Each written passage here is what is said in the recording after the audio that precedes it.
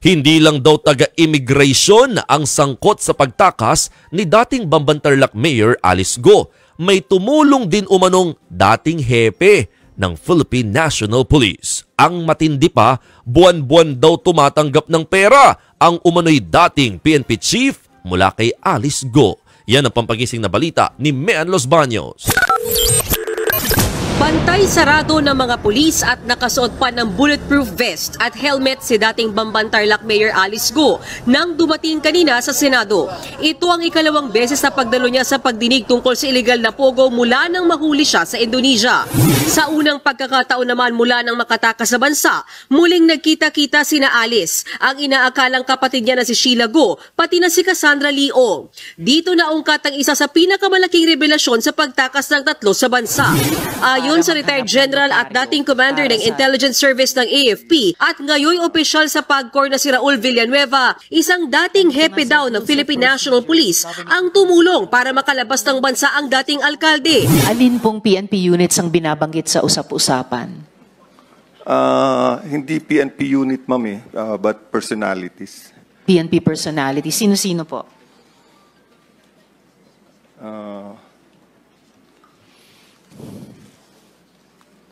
I think it was mentioned the former chief PNP.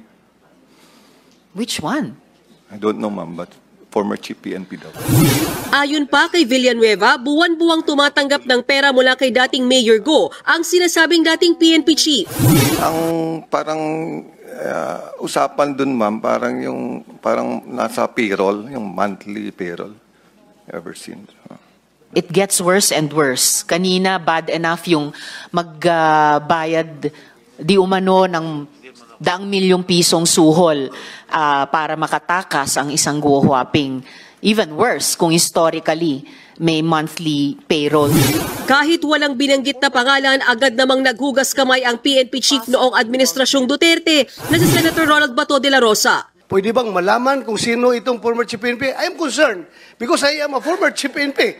Baka mamaya mayroong lalabas na script dyan na si Bato ay tumatanggap ng pera galing sa'yo. Wala pong ganun pong nangyayari. Sigurado ka? Sigurado po ako. Wala Kilala mo ba ako?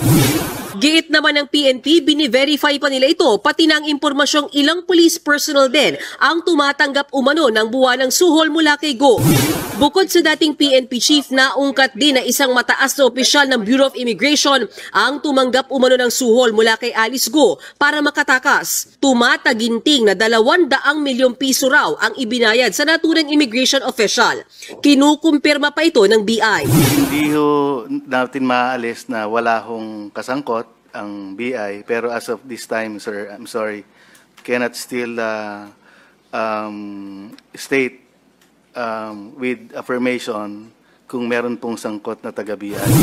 Unang linggo ng Hulyo nang umalis ng Pilipinas ang dating alkalde, inamin niyang isang dayuhan ang tumulong sa kanila para makaalis ng bansa.